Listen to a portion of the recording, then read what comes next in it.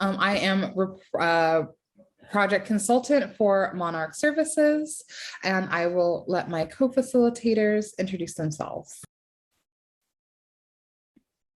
All right. Hi, everyone. This is Jackie. I am the education and community outreach advocate with Monarch.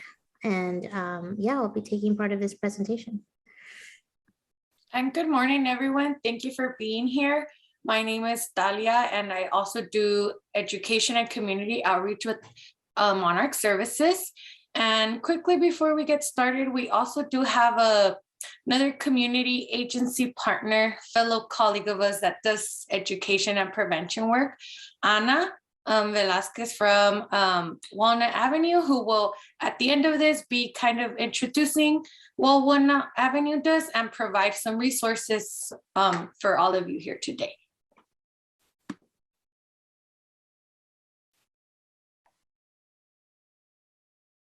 Can we get to the next slide?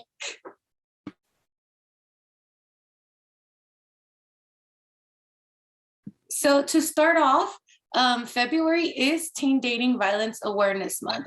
It's important for everyone here to understand that teen dating violence is real and it happens every day here in our community and with our teens. A lot of times as adults, we minimize these relationships, or we think, you know, it's not something serious. So we don't really pay much attention or bring a lot of awareness to this abusive relationship that's going on between our teens, but it's very real. And all of us that either, you know, have teens of our own as parents or work with teens, we need to know that just like in domestic violence or intimate partner violence with abuse, there's that cycle, you know, that needs to be broken. It also happens with our teens. And unfortunately, a lot of times teens don't feel comfortable to approach safe adults or their counselors or teachers, even their parents at times. So they don't disclose these things, even with their own peer group or, you know, their friends. You know, there's that feeling of embarrassment or shame or thinking something is wrong with you, which that's what we'll be talking about today, you know, the low self-esteem and how to boost that. So it's very important for all of us to just acknowledge February is Teen Dating Violence Awareness Month, and it's a real issue. And we need to, you know, work together to help teens build more healthy and safer relationships. So for today, we hope that after, you know, attending this webinar with us, we didn't leave you more confused than not, but also, you know, to really understand what healthy self-esteem and positive body image is, what it means, and then of course, how to help build that, the challenges of maintaining the healthy self-esteem. So not just only acquiring that level of, you know, being happy with yourself and your body as a teenager, but also how do we help them maintain that? And then of course, how does it impact teen dating violence and dating in general? Those are the things we hope, you know, that everybody that attended here today gets those tools under their belt. So to start off, you know, we do need to kind of have a baseline meaning of what healthy self-esteem means. So basically, you know, it's a person's overall subjective sense of their personal worth, their values. So how they feel about themselves internally and externally. And it may be defined of how much they appreciate themselves or, you know, like themselves regardless of any circumstance. And there's many factors that go into self-esteem, some being self-confidence, feeling of security, identity, sense of belonging, and feeling of competence.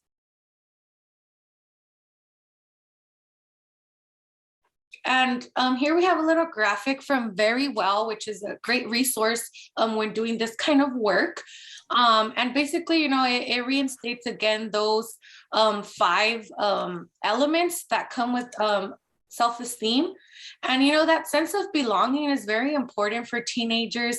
As we know, it's the time when you're developing those social skills and those social circles, and you really want to feel like you belong. So when somebody does have a low self-esteem, that is not there. Self-confidence, of course, we want all our teens to really feel confident, not only in their body and how they look and how they feel, but also in the decisions that they make. So all these things go hand in hand with, building up that healthy self-esteem.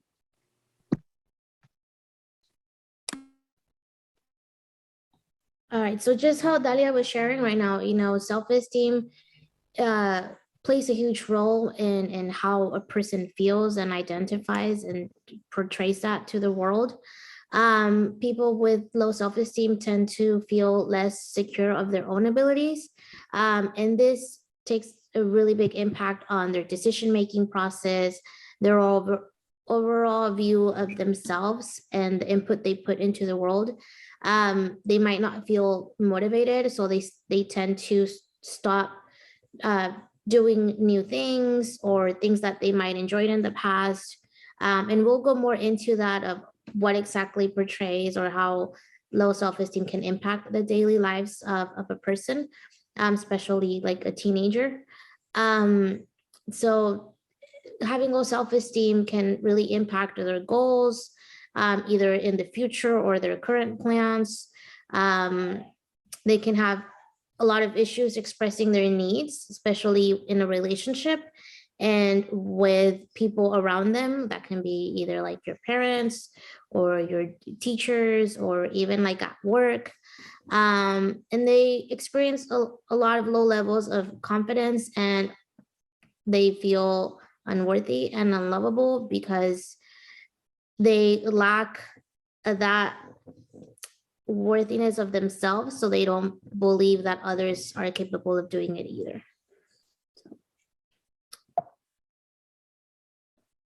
It takes a while to change. So all right, so body image goes hand by hand with self-esteem.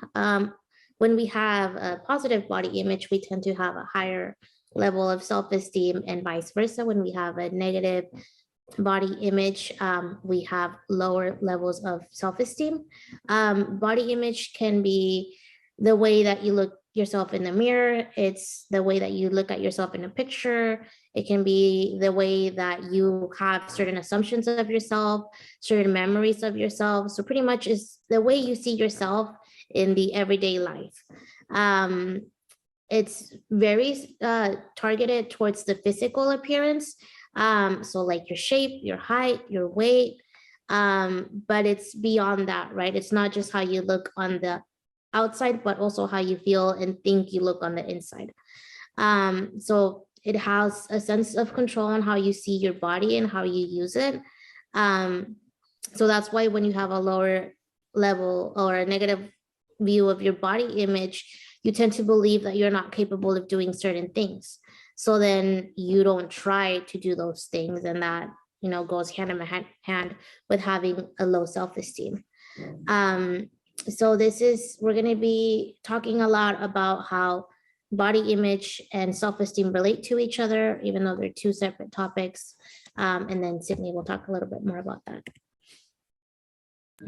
So connecting self-esteem and body image, like Jackie alluded to, body image and self-esteem directly influence each other, and our feelings, our thoughts, and our behaviors. So if we don't like our bodies or even a part of our bodies, then it's hard to feel good about the whole self. The reverse is also true. If you don't necessarily value yourself, then it's hard to notice the good things and give your body the respect it deserves. So these really are a kind of reciprocal process. And it's important to know that as we're focusing on teens, though we know this also impacts adults, but that when we're focusing on teens, how that kind of self-criticism can really create a vicious cycle where now I am struggling with my mental health, now I'm struggling with my feelings of self-worth. And we'll talk a little bit later in the presentation about how that also leads to certain unique vulnerabilities when it comes to dating violence. So these things are connected with kind of mental health outcomes, and those mental health outcomes ultimately impact, the kinds of relationships that teens get into, the quality of those relationships, And one of the things we know about teen dating violence is that it sets a template for, kind of like what happens in adulthood, that teens who are in violent relationships in their teenage years are more likely to be in violent relationships in adulthood. So knowing that how these things connect to one another is really important to kind of set the foundation of how to support teens throughout their life cycle. So, like I mentioned, poor body image and self-esteem negatively impact mental health. So it's kind of a cycle. So you can really start anywhere on this graphic and it leads to the others. But so we'll start in the middle. So when we have issues around body image, so for instance, not liking the way you look, wishing you looked more like the other people around you, or thinking there's something wrong with you, it's likely to impact self-esteem. And we know that particularly that middle one, wishing that people looked like other people, is something that we see teens deal with constantly right now, particularly in the age of social media. A lot of teens are on, Instagram and are navigating really narrow views of what is considered beautiful or attractive, and it's being so influenced by the fact that so many of the images they see are highly curated, are incredibly photoshopped, and that even now getting to the point where videos can be really effectively photoshopped. So it's hard to tell what is real, and that's usually what teens are comparing themselves to. And so feeling these ways leads to issues with self-esteem. So if I'm in a space of comparing myself to other people, I might think that I'm not good enough. Maybe that other people are better than me. I should be able to do the things that other people do. So if I can't, there must be something wrong with me. So that body image can really directly feed into self-esteem and a level of self-criticism. And we have low body image and a low self-esteem and a low sense of self-worth. It then impacts our mental health. So feeling like nothing is ever working out. If I can't handle this problem, I must be a failure. We see that so often for teens who are struggling with body image, who maybe are trying to lose weight or things like that, or bulk up in muscle. And if they feel like they can't do that, then, oh, now I'm a failure. I'm viewing myself in this really negative light. Also might feel like if this isn't perfect, or if I'm not perfect, then it's a total disaster. So not able, like that previous slide said, not able to see the good, only being able to view themselves as the most negative parts of themselves, not being able to see or have value to the good parts of themselves, and really comparing themselves to an unrealistic standard, and then maybe feeling overwhelmed by that, or feeling like they have to take, that they can't, that they aren't going to take the time out to actually take care of themselves. They might be so preoccupied with their body image and low self-esteem that they're actually no longer taking care of themselves. And so then there's other factors that impact self-esteem. So these are a few of those. So age being one. While this is focused on teens, we know that we live in a really ageist society and that there is a devaluation of folks of certain ages. So that may impact someone's self-esteem if they are feeling like, they are dealing with that ageism and not feeling like they are seeing themselves, or not viewing themselves as worthy, or not viewing themselves as competent, or all of the things that come up.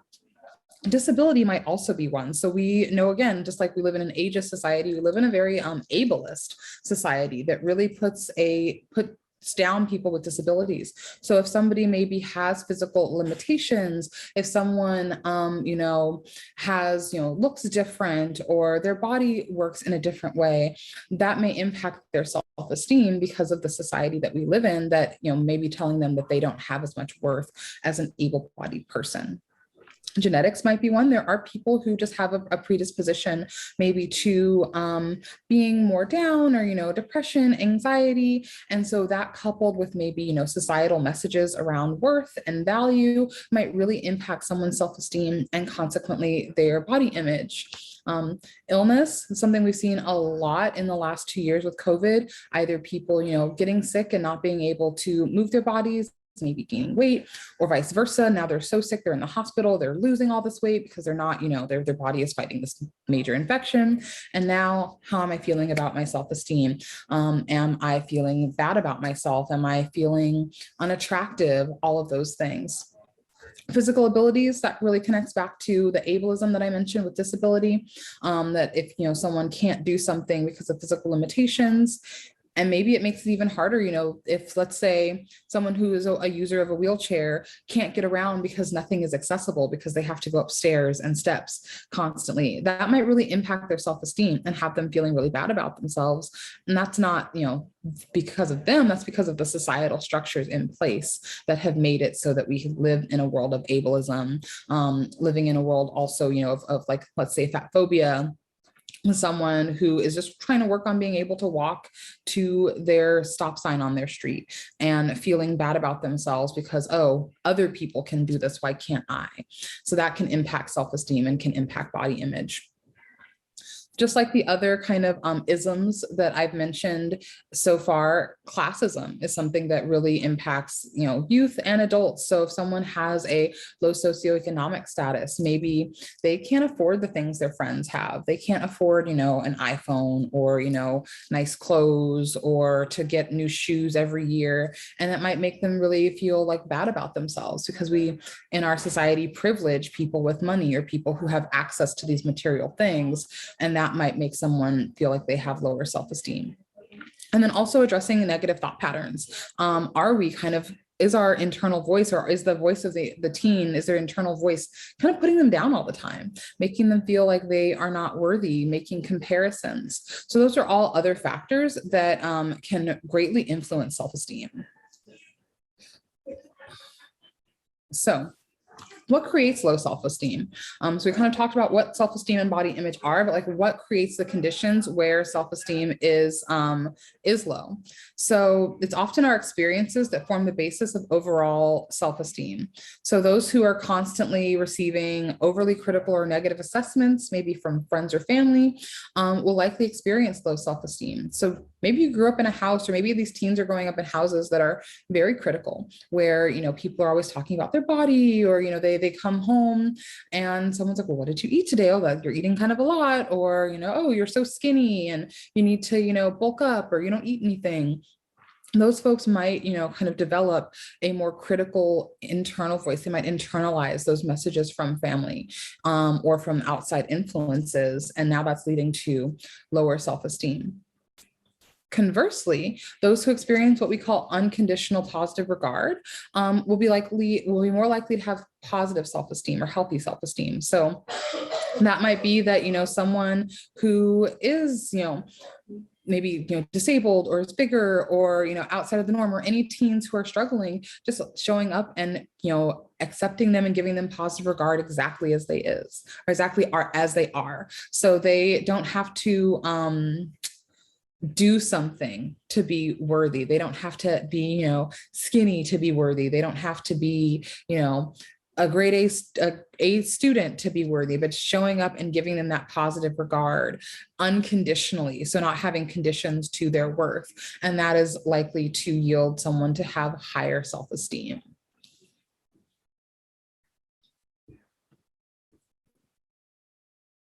So, what is the scope of the problem, right? Like, what is going on with teens who maybe have low self-esteem, or they don't have a very positive body image of themselves? What is the problem? So here are some statistics. We did get them, or our source is dosomething.org, and they're pretty up to date. They're from 2021. So basically, 7 in 10 girls believe that they're not good enough, or that they don't measure up in some way. And this includes, their looks. This could also be their performance in school, the grades that they're getting, if they're part of any like team or extracurricular activity, relationships with their friends, families, and romantic relationships. So if we really think about it, 7 in 10 girls, that's quite a high number. And this happens, like I mentioned earlier, and everybody has been mentioning that it's a very big problem that a lot of times we tend to minimize, or we don't take that serious. But it's a real issue that causes other things to develop, like the second bullet point here. 75% of girls with low self-esteem have reported engaging in negative activities like cutting, self-harm, bullying, smoking, drinking, or, develop some type of eating disorder. So that's more than half of girls who have reported that that has led them to either engage in abusing drugs or alcohol, or simply, developing an eating disorder. Like, just to think about teenagers, growing up, there's so much going on in your life, right? I'm sure we can all remember when we were teens. And then on top of it, we have COVID nowadays, and the whole going back and forth with school, and maybe you struggle online, but do good in person, or vice versa.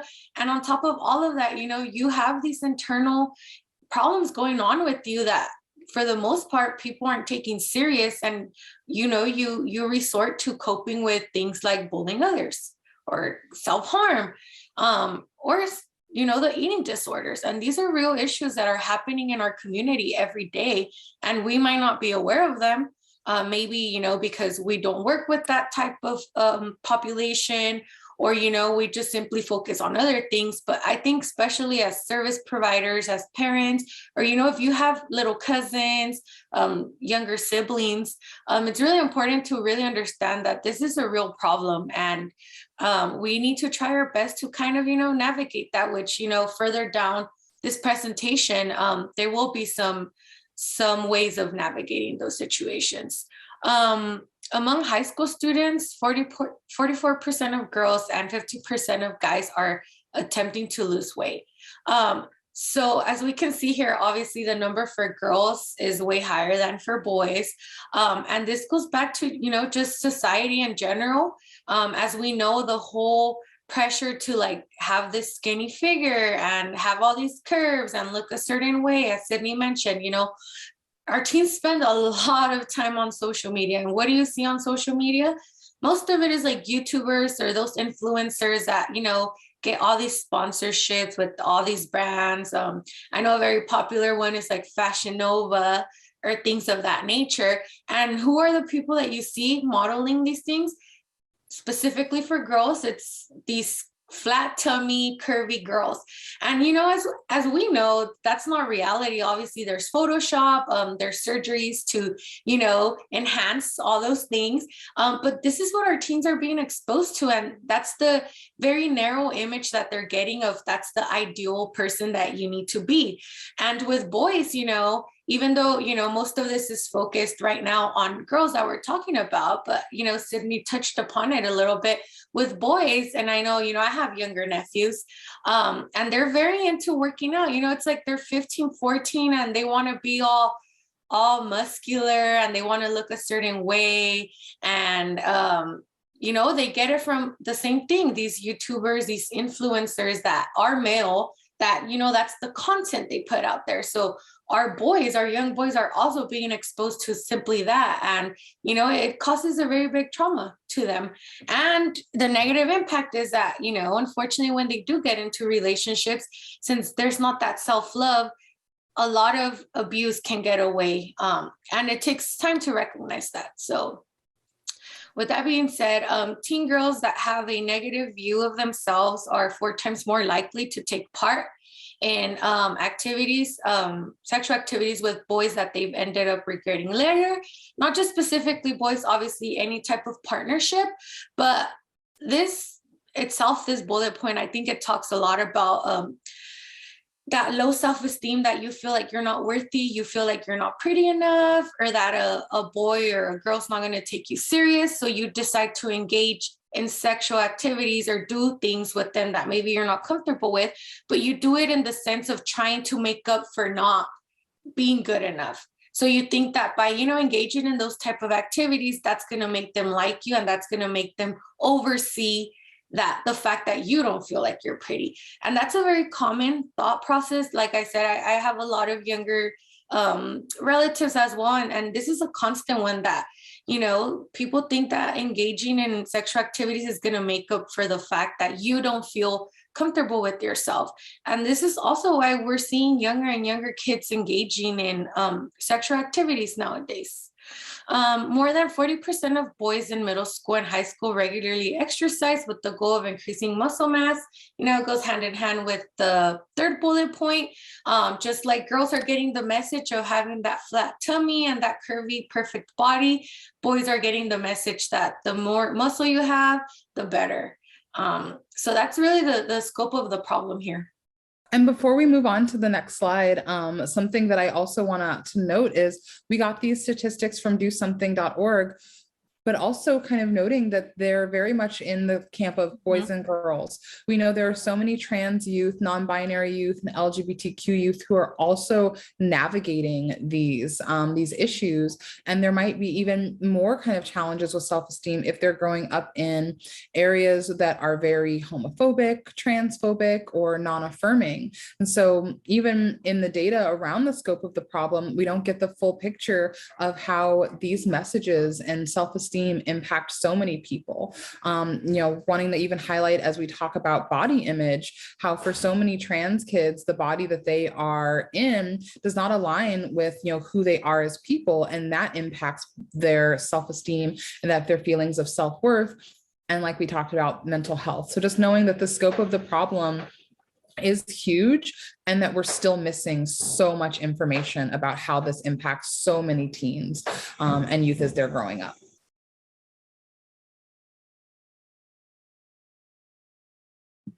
Thank you, Sydney, for adding that. I think it's important, to, really highlight that. Obviously, those statistics were based on that, but of course we know that our teens who are LGBTQ plus I, they have, on top of all of this, they have way more issues going on with them that are against them that they have to navigate and deal with.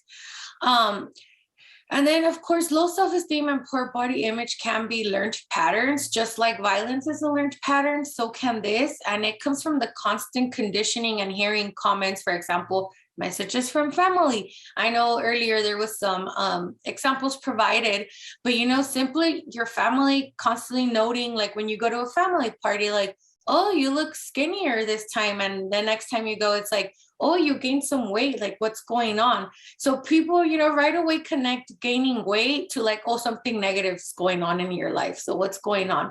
And, that's not the reality. Sometimes you're just happy and you're eating better.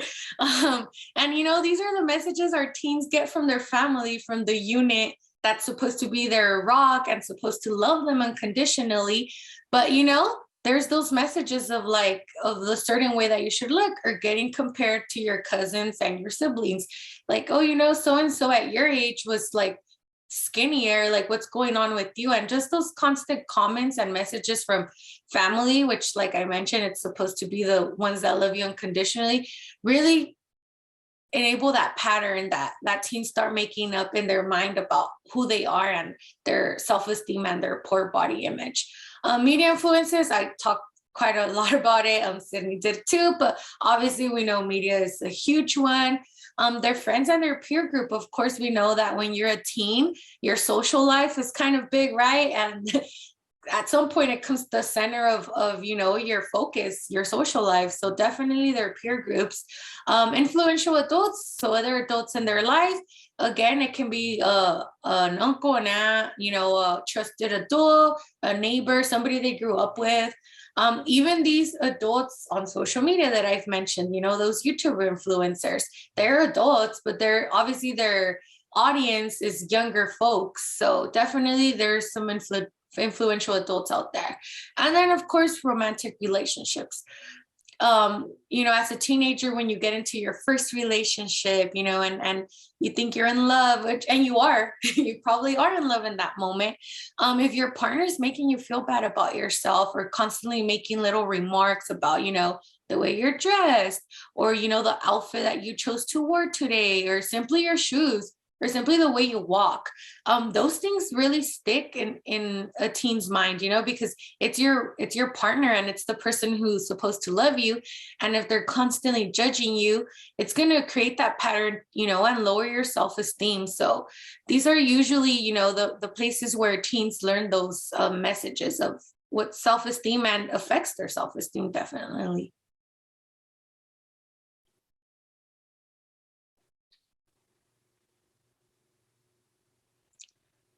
Sorry, there, I was muted.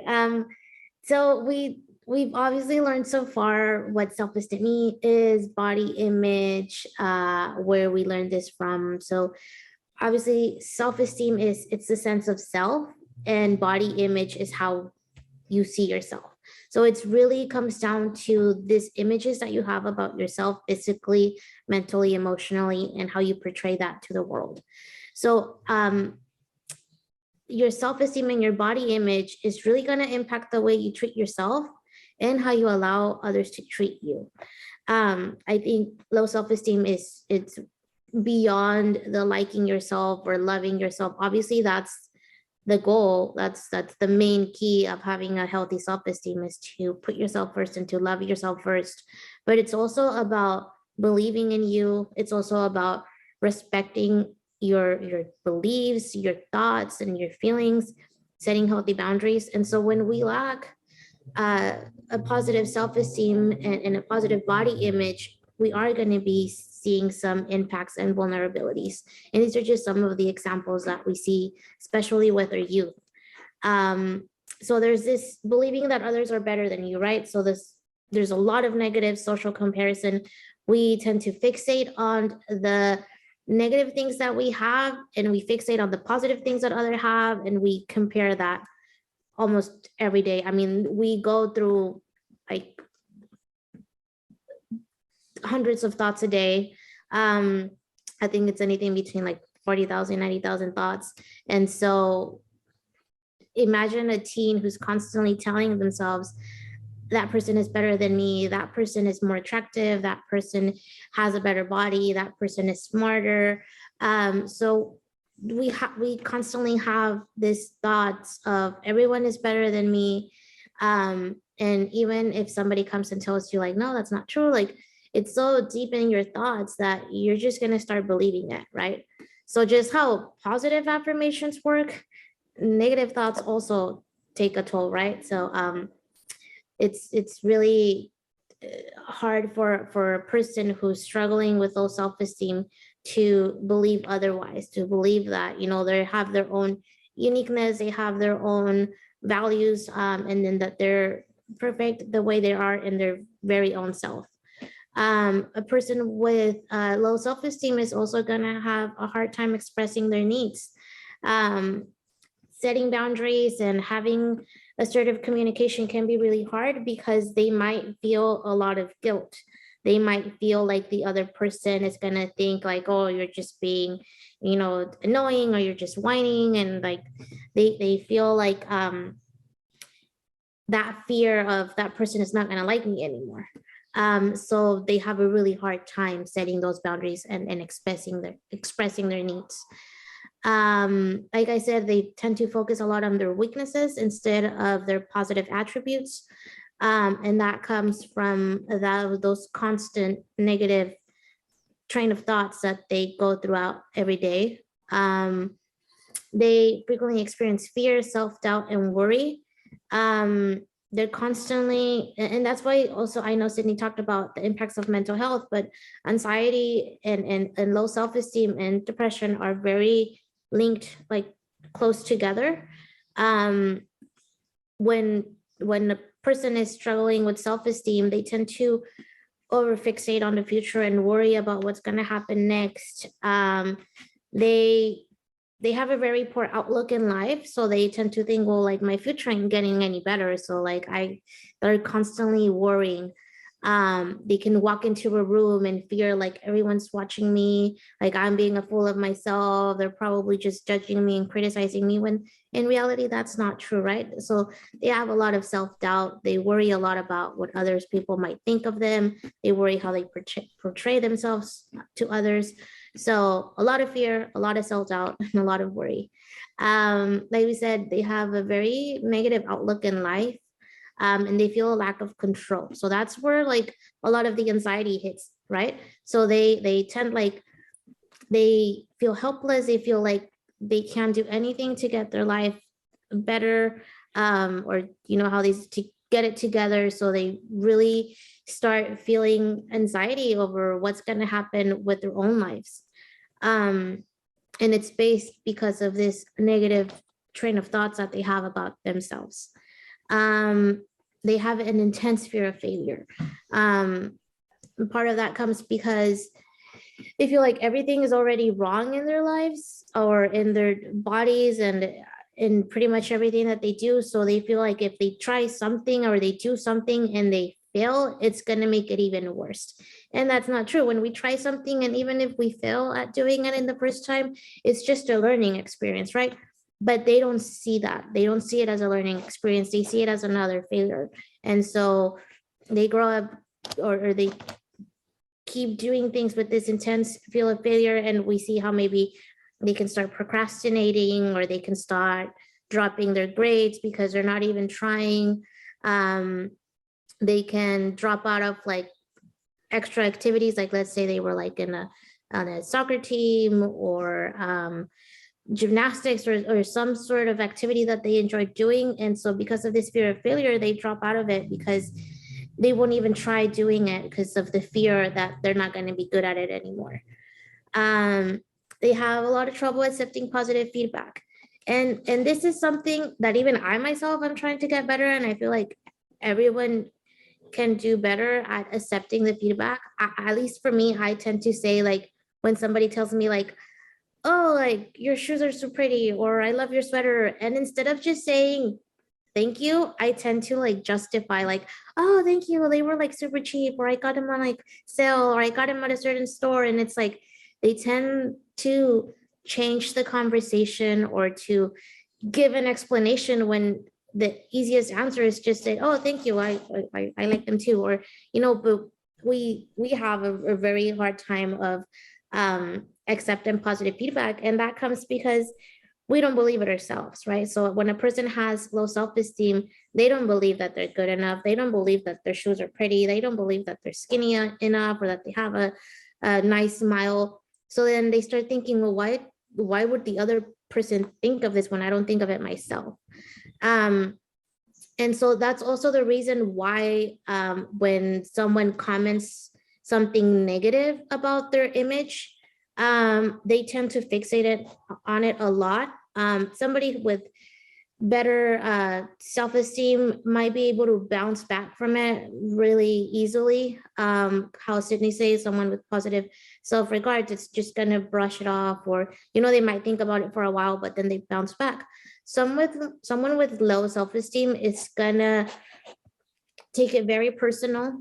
Even if you say something positive, they might start overthinking, and their thoughts are going to turn into negative thoughts. So let's say you compliment their smile, they're just going to be thinking like that person was just being sarcastic, or they were just faking it. And then now they might even stop smiling because they're so self-conscious about it. So there's a very thin line, and something that we can start doing to help people just in general is maybe instead of giving positive feedback on their looks, let's give positive feedback on their own set of skills, or just like instead of saying you look so skinny, or you can say like you look healthy, right? Or saying I just love how when you come into the room you just make the room shine. So you're saying something positive without necessarily expressing something about their body. So it's just something that maybe hopefully after this we can all start doing. If we're going to say something positive to someone, let's keep it away from their physical characteristics and more about their self and their attitudes and their beliefs. A person with negative self-esteem is going to have a lot of trouble saying and setting their boundaries, right? So like we said, it's that fear of not being likable. It's that fear that maybe they're just being annoying, or people are going to find them rude. It's the same thing with like self-care. People who are not very used to taking care of themselves and doing things that feel nice feel like it's like a selfish act, or like it's not something that they should be doing. And I know, like, at least in my family, we grew up with that thought of like, no, self-care, it's like something that people do when they have nothing else to do. And it's like, no, sometimes, you know, if you work 40 hours, you have the right to take a day and just chill and rest. But at least in my family, we have that culture of like, you constantly have to be hustling, you have to be working, you have to be doing something. And so you grow up thinking of like, well, I can't set a work boundary because I was taught that I have to be working all the time, or that I can't just take a time for myself because that means I'm being lazy. So the thoughts we put into others really take a toll on our self-esteem.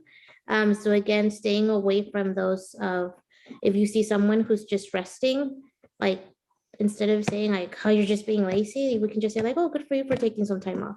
I know at work, we really encourage the breaks, like just go take a break, or I'm gonna go for a walk. And so just trying to encourage the setting boundaries in every aspects of your life, because people with low self-esteem, you know, they have a really hard time setting those boundaries and sticking to them, or they tend to accommodate their boundaries to fit other people's needs. And so, which puts me on their next, which is putting other people's needs before your own. So they might set a boundary, but they'll start to accommodate it in order to work what's best for the other person. And this can be like if you're in a relationship and that person wants you to spend time with them and you have a big test coming up, you're like, oh, it's okay, like I'll hang out with you tonight and then I'll just spend the rest of the night studying. Like you think you're setting a boundary, but you really aren't, because you're just focusing on the other person's needs instead of your own, right? And the likelihood of you doing good on that exam is just going to be really bad, because studying all night is not. At least I that didn't help for me in college. So we really just start putting other people's needs before our own, and that comes from the fear of not being liked, and that external validation that we really care about what other people thinks about us, how other people feel about us. We want to be likable, but even if we are, we just don't see it because our train of thoughts are so negative that a person with low self-esteem is just going to start thinking that they're not good at anything, they're helpless, they're worthless, they're not good enough. And that obviously takes a toll on their own confidence. So a person with low self-esteem is going to struggle with confidence. And just like Sydney and Dalia said, anyone can have low self-esteem, can have negative body images. It doesn't, although our culture does, you know, and statistics show that women tend to take it a bit more personal, but really in reality, anyone can be part of this. It's happening in our communities. It's happening with our teens in our schools. So this is just a way of us to be more aware of how we can, and we'll talk more about how we can help someone and how we can create a better self-esteem and body image. But these are just some of the vulnerabilities that a person with low self-esteem can go through.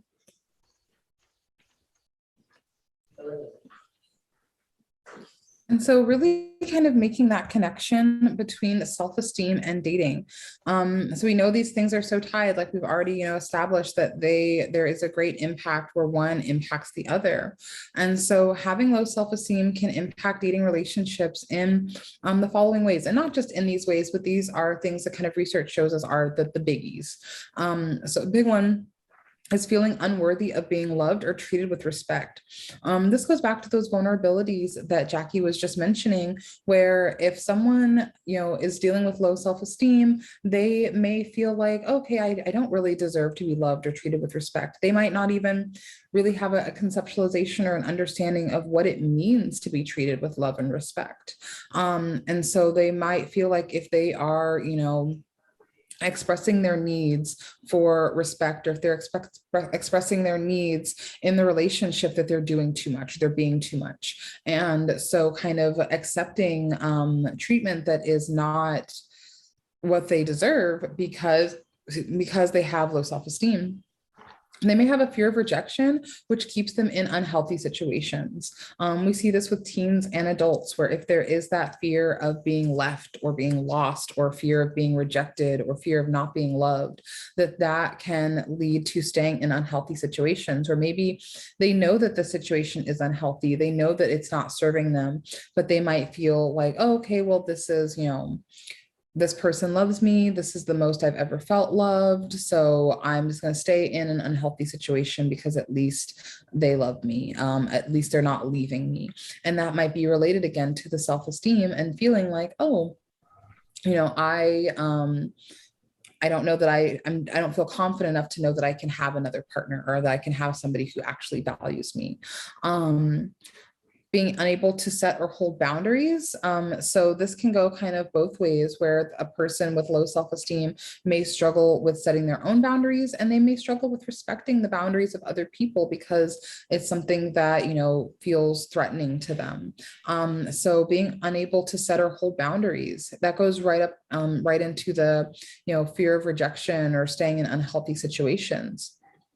Maybe there's a fear that if I hold this boundary, then this person might leave, or maybe they won't like me as much anymore. Maybe they'll get mad at me, or they'll be upset. So all of those things are aspects in which people, might struggle with holding boundaries, or if they haven't been taught boundaries, if they have learned that boundaries aren't something that they deserve to have, that might also be impacting. Like Jackie said, feeling the need to put others' needs before their own. So someone with low self-esteem in dating may feel like, oh, it's okay that I'm unhappy. My partner is happy, or it's okay that they mistreat me, like they're happy, they're okay. So kind of putting their needs above, or putting others' needs above their own. And here in situations of low self-esteem, people might not even know what their needs are. And that's something we see, where people are like, I don't even know what I need because I haven't even thought about it. I have been putting everyone else's needs so far above my own needs that I'm not even sure what my needs could be. So kind of almost a self-denial of needs as well. They may base their self-worth on approval from a romantic partner. So let's say somebody is, struggling with self-esteem, and maybe that self-esteem is really related to body image. Maybe they, a youth isn't feeling good in their body. They feel, like they aren't skinny enough or muscular enough, or whatever the case may be. They might base that self-worth on a relationship. So even if the relationship is unhealthy or toxic, being like, oh, I feel attractive. So because I feel that way, because I feel like someone is valid, or is, validating me, that, okay, now I'm going to stay in this relationship. My self-worth is predicated on if I have a partner. Do I feel good about myself when I have a partner? Do I feel bad about myself when I don't? And then that goes into seeking validation in the form of romantic relationships, where if we have low self-esteem, if teens have low self-esteem, if they have low self-worth, if they have bad body image, that they might, kind of feel like they need to seek validation from romantic relationships. They might feel like, a romantic relationship is the only way that they can feel loved or feel seen. And that all connects back to self-esteem. And so, like Jackie mentioned, with the vulnerabilities, that those vulnerabilities and also the connection between self-esteem and dating might make it so that people are in unhealthy relationships and may not even realize that those relationships are unhealthy, because they don't have the the self-esteem or the self-respect to know, like, I deserve to be treated better than I'm being treated in this situation. And the younger the person is, the more that might be at play, that they might, not know that, oh, there's ways for me to find validation outside of a romantic relationship, or there's ways for me to build my self-worth outside of a romantic relationship. And so people who are, using abuse, people who cause harm, especially in these early templates of teen relationships, where maybe they haven't had, kind of healthy dating information, they haven't had information about self-esteem and self-worth, those vulnerabilities might make it so that somebody is harming them, so that they aren't able to hold their boundaries because they don't feel like they can. So now that's being pushed, and they're in a violent relationship, or they are seeking approval from their romantic partner. So like Dahlia said, maybe they're doing things sexually with their romantic partner that they don't really want to to do, but they're doing them because that's how I, have internalized feeling loved. That's how I've internalized, feeling valued. So maybe I don't actually want to have, sex with this person, but if I'm basing my value on this other person, now I'm doing that. And teens in particular might be really predisposed or really vulnerable to those kinds of activities. So just kind of knowing that those vulnerabilities and the connection between self-esteem and dating create a situation where now teens may be being preyed upon. They may be in a situation where they don't know how they can get help. They may not even know that what they're navigating is abuse and toxic relationships. So building healthy self-esteem. So it's really important to be aware of these negative thoughts. So if you are working with teens, or if you have teens in your life, starting to kind of identify and maybe even help them see when they have those negative thought patterns, when things like, oh, I'm just worthless, or like, I'm not as good as so-and-so, or, oh, look at this picture, like, I want to look just like this person. Like when we're starting to see that, really starting to be aware of that, helping teens become aware of that, and also being aware of that for ourselves, being aware of those negative thoughts, and then starting to challenge those negative thinking patterns. So where did we learn that this person has more worth than us? Oh, because they like Dahlia mentioned, because they got the Fashion Nova, kind of sponsorship, or because they've got 100,000 followers on Instagram or TikTok or something like that. And starting to challenge that, like, why does that make that person better? We don't know what's going on in their life. We don't know what, that picture might be completely photoshopped, or maybe there was surgery, or maybe it's just not even, a realistic expectation for that individual teen who's comparing themselves to this person. So really starting by being aware of the thoughts, and you helping maybe the teens in your life to be aware of those thoughts, and then challenging those negative thinking patterns. And when we say challenging, not going to the point of like judging, like, oh my God, I compared myself, I'm terrible. We don't want to like, shame folks for being in a space of comparison, or for having negative thoughts. They might have negative thoughts, but challenging it in a way that, makes them feel like, oh, it's okay to question these ideas. It's okay to, kind of start to build up self-worth. Using positive self-talk, so that being a really important one. So if we tune into kind of that voice in our heads and help teens tune into that inner voice, is that inner voice critical? Is that inner voice telling them they're not good enough, that they aren't pretty enough, that they aren't smart enough? And starting to use positive self-talk. So starting to really focus in on, what do they like about themselves? What makes them feel good? What makes them feel confident? Maybe they don't feel great when they're scrolling on Instagram because they're comparing themselves to other people. But maybe when they go out on the soccer field, they feel really great. And it doesn't matter, what their body looks like, because they're able to do the things that make them feel happy. Or, so focusing in on that positive self-talk. And then practicing self-compassion. So that's self-compassion when teens notice that they have those negative thought patterns. That's self-compassion when they're trying to unlearn them. That's also self-compassion for you as you're trying to help them unlearn them, and helping them, because you might find that as you're going through some of this, that you're like, oh, I relate to that. I have a more critical inner voice. And so practicing self-compassion for them, and also for ourselves, as we try to build healthy self-esteem in ourselves, and then also in the teens and youth that we are supporting and working with. And so just like we talked about how, negative self-esteem and body image negatively impact mental health, there's also a positive interaction. And so if we have healthy self-esteem, if we have healthy body image, then we are more likely to have healthy, positive mental health. So thinking about body image. So, starting there, I'm comfortable with the way I look. And saying I'm comfortable with the way I look maybe doesn't mean, oh, I don't want to change certain things, but in this moment, can I accept the way I look, the way my body is showing up, its abilities, all of those things. I'm in tune with what my body needs. So oftentimes we see, the starts of things like eating disorders when folks feel like, oh, I have to stop eating because I want to be thin and all of that. So being able to stay in tune with what the body needs. I know that looks have nothing to do with my worth or abilities. This is a big one. If we can untie looks from worth and ability, then that increases self-esteem, where someone is going to be more likely to feel confident and capable. Maybe they'll place more realistic expectations on themselves and others. So instead of trying to look like the Insta models, maybe they are okay with, what is realistic for them.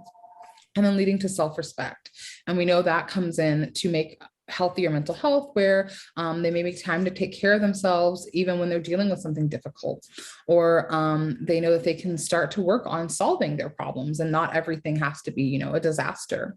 They can handle disappointments or difficult feelings, and they know that those disappointments and those difficulties don't mean that they are not a worthy person.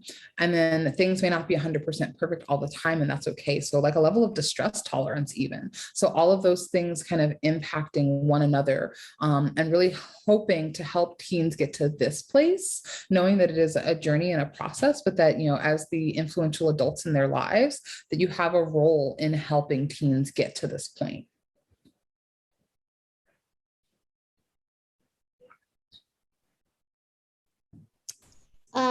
So dating with having a healthy self-esteem, obviously the message we want to give you all is that you don't need a relationship or any external factor in order to feel valued or deserving of love. However, obviously having a healthy self-esteem will lead you to having better and healthier relationships. And this is because you know your worth. Once you feel confident and you know what you want, and you feel comfortable with that, you're going to be able to be more selective about the people who you allow to be in your life. You're going to feel a lot more comfortable setting boundaries. So let's say you do pick someone who has the same or almost compatible set of beliefs and thoughts, and so you allow this person into your life, but you can still set boundaries with that person. You can still let them know, I like this, I don't like that. This is how it makes me feel. So you feel a lot more comfortable setting those boundaries and being assertive with your own needs. Like we said, self-esteem it's obviously about how the sense of self that you have.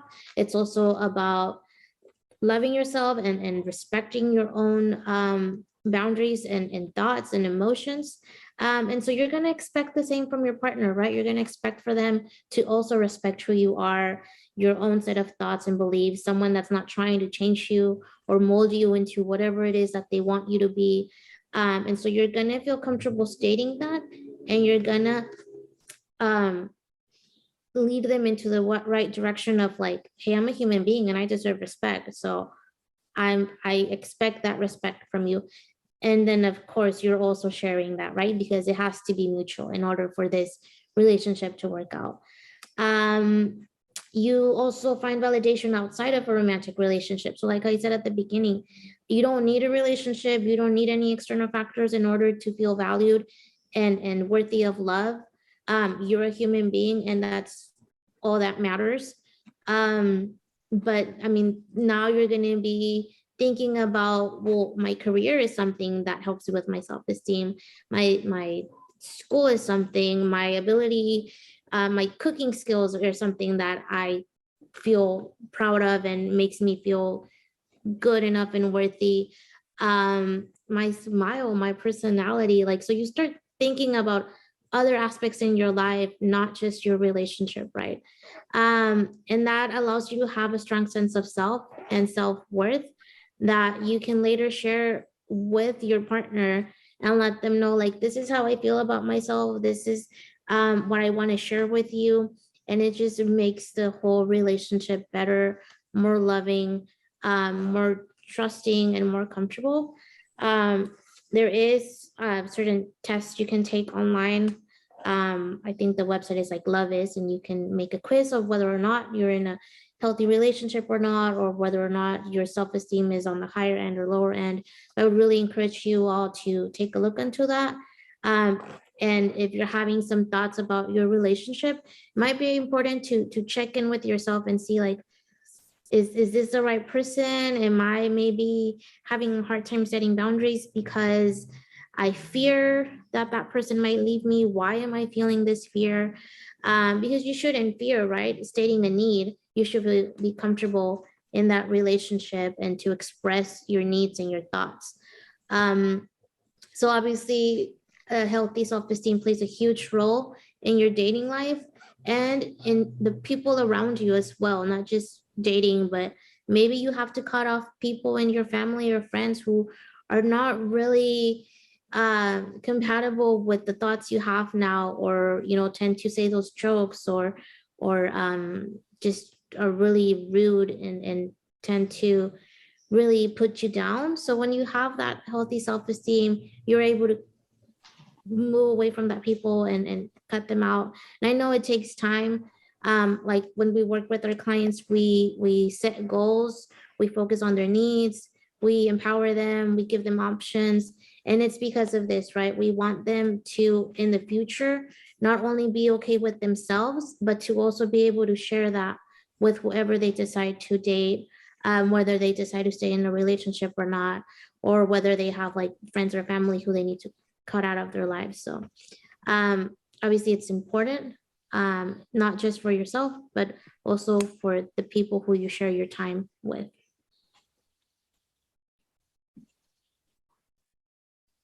Alrighty, and we're getting here to the ending of this today. But one thing I do want to mention before is tying back to February being Teen Dating Violence Awareness Month.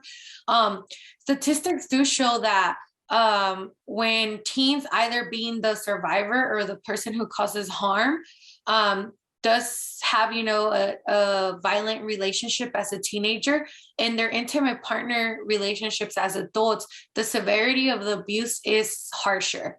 So this is why we want to prevent, obviously, teen dating violence. So when they grow up, it doesn't fall into harsher, worser type of violence. And of course, we want to end that cycle of abuse in general. So we do have a few resources here for more information, and that can be very helpful. Of course, there's our website, monarchsec.org. You can also find there the different programs that we offer, the different services we have. And if you are interested in any educational presentation, workshop for either adults or youth, you can look into it that way, and then our contact info is on there and you can contact us that way. Then there's verywellmind.com. This resource is a little bit more therapy oriented, and the good thing about this resource is that it really has robust self-esteem building ideas, activities, and things of that nature. Then you have dosomething.org. This one, has a lot of information on unhealthy dating patterns, but it also connects back to the self-esteem, and there's a few resources there to connect those two things. And then there's kidshealth.org. This one is overall health for children and youth, but the Very Well Mind and the Do Something, they really are based on, targeting these issues. And then, of course, the last resource we have on here, and I'm going to invite Anna to share a little bit about Walnut Avenue here in the Santa Cruz County, but they are an additional resource. So Anna, please go ahead and introduce yourself and share a little bit about Walnut Avenue. Yes, hello everyone. My name is Ana Velasquez. I'm the prevention specialist with the Walnut Avenue Family and Women's Center.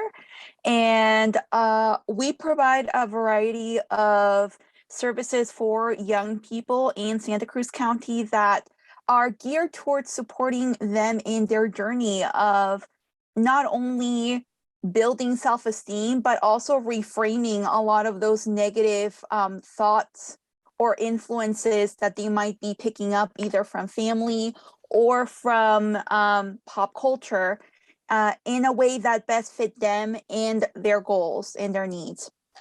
So we have a once a week teen group where young people are able to gather together and essentially have a communal space where they can really discuss some of these issues around body image, right?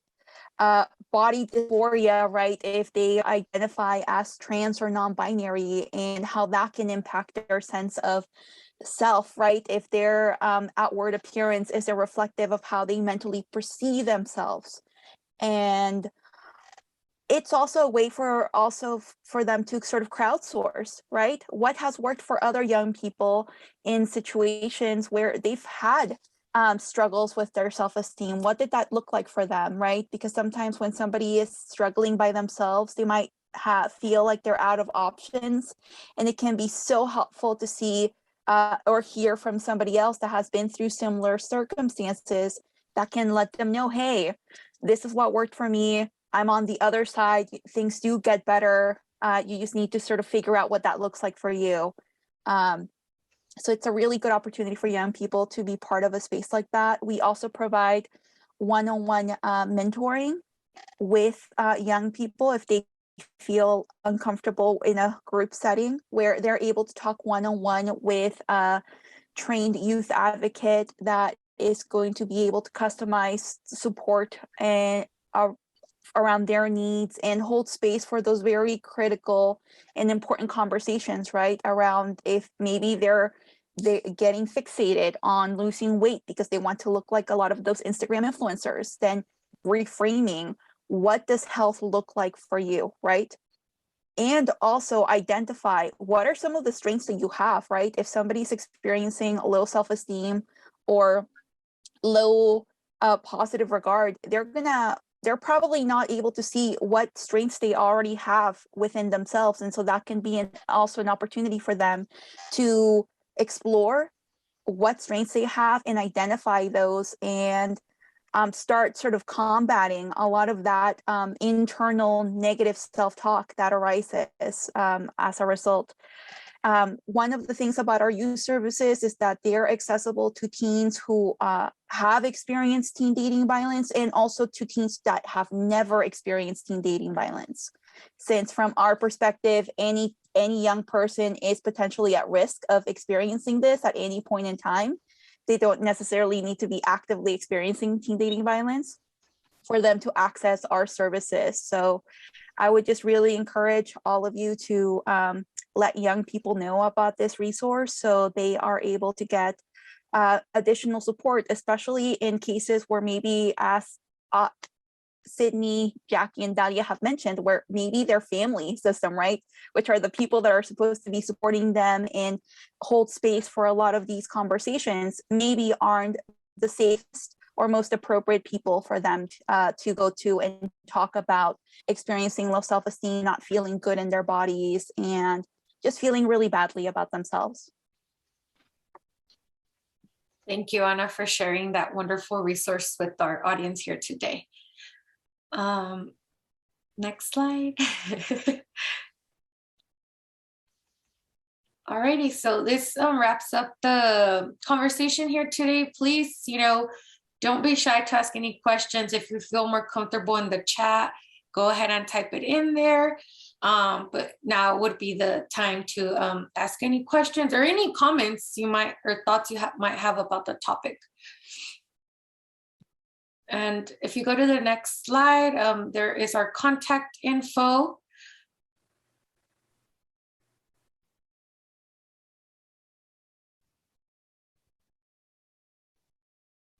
And Jackie, Sydney, not sure if you ladies want to add anything.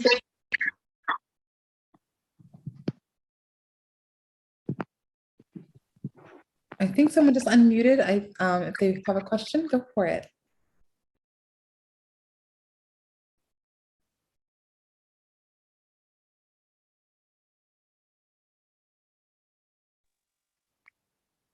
Hi, how do you get someone to go to therapy when they have such low self-esteem that they're refusing to even go? Sorry, I was just gonna say something that we really try to encourage with our clients. It's like we try to meet them where they're at. We have several different options. They can use our crisis line if they don't want to do, one-on-one counseling and they just want to talk to someone and not make it like super formal. They can use a crisis line. I think as a support person, just being there and understanding maybe their fears or why they might be so, reluctant of not going into therapy, maybe the fear of being judged or not feeling super comfortable with that. So understanding where they're coming from and letting them know that there's different options, I find it always very helpful. You always want to meet them where they're at. And if they're not ready to go into, the 12 sessions of therapy, that might end up hurting them instead of helping them. So really trying to understand where they're coming from and why is it that they're not even interested in the idea of therapy. Obviously, it would be very beneficial, but we want to make sure that they're ready for it. I don't know if Sydney wants to add anything else. Definitely. Yeah, that was perfect, Jackie. And thank you for that question, Kathy. But yeah, we really do want to meet folks where they are at. We there might be for some the feeling of, like if they've never been to therapy before, it can be really scary or, really overwhelming. These issues are also deeply personal. So what someone, is feeling around their self-esteem, it might be really vulnerable to share that, even with a trained clinician who, kind of works with that every day. So like Jackie said, meeting them where they're at, maybe that is you provide them with a crisis line, maybe you provide them with resources, maybe express in a supporting and loving way, expressing your concerns. And then also knowing that, leaving the door open for them, that if and when they are open, that they know that you're a safe and supportive person that you can, kind of help them get into those services. We find that, it can be really empowering for the person themselves to get to a point of like, okay, I need help. And we may see, long before that, like, okay, this would probably be a great person who could benefit from a lot of therapy. But if they're not seeing it themselves, then it can be empowering to provide them the space for that when they are able to see it, they themselves can take that initiative. But that's a great question. And also for the support person, it can be very frustrating to try to help someone who doesn't want to be helped. So for you as that support person, make sure you're also taking care of yourself. You're utilizing the services that you need, because it can be really, really challenging to see how someone you love is hurting and yet, they're doing nothing about it. So make sure you take care of yourself as well and that you reach out for support as well. Thank you. Thank you very much. The basic problem is the person's in a situation where a parent is abusing the child, and due to the abuse, the child's too afraid to go and get the therapy. So I'm trying to figure out, how do I encourage that child to get the therapy? Does that make sense? So something that we have with our services, if they're over the age of 12, I don't think they need the parental consent to utilize our crisis line or join our support groups or do the one-on-one counseling. So letting them know that, they have options, they have rights as youth. I know it's a challenging age where they're not adults, but they're not kids either. So we tend to be very flexible, especially with our teens. So letting them know or finding resources that, can help them without necessarily having the parents involved. Like we're not CPS, obviously, if they just disclose something, we are mandated reporters, but we tend to be very flexible with our teams. So maybe letting them know that, like, Okay. there's services that they might not need that parental consent to in order to receive the services. I know for us, I think it's 12, the age limit. I will definitely let her know. Thank you very much, each of you. And one last point to that too is that they can call our crisis line completely anonymously, because as Jackie said, we are mandated reporters when it comes to child abuse. And so that might be one of the things that they're worried about getting therapy with, is if that's their primary concern, like what happens if a report's made. But they can call our crisis line completely anonymously. They don't need to leave their name or their age, and still get the support that they need. Okay, thank you. I think that is what her concern is. She doesn't want to get the person in, in trouble. And she's had about 8 years of therapy, and she won't ever tell the therapist the truth because of the fear of getting in trouble for doing that. So maybe the route of the crisis support might be the good approach. Thank you. No, thank you for being so helpful and for sharing that. But definitely also take care of yourself. Thank you. Yes.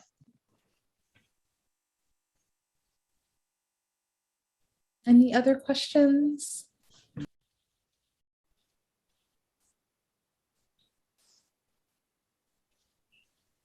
I think we left them speechless. We did such an amazing job. No, but yeah, or I know someone in the chat asked for the quizzes with the Love is Respect website. There's a lot of different quizzes, especially for teens, that they can see whether or not, if they're in a healthy relationship, or if they have like low self-esteem, or how they can improve. So there's definitely that tool. But yeah.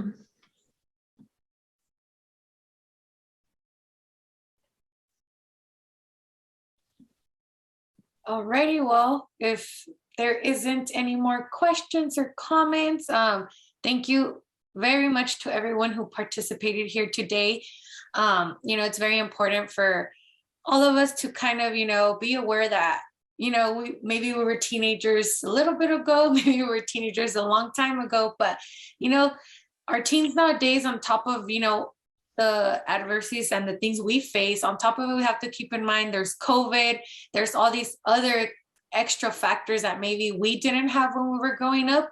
So just to be mindful about those things. And thank you very much to everyone. We're going to stop sharing the screen now, but we'll hang out for a little bit if anybody wants to ask a private question, or, if you have a private comment, we'll hang out. And if not, thank you very much for being here today.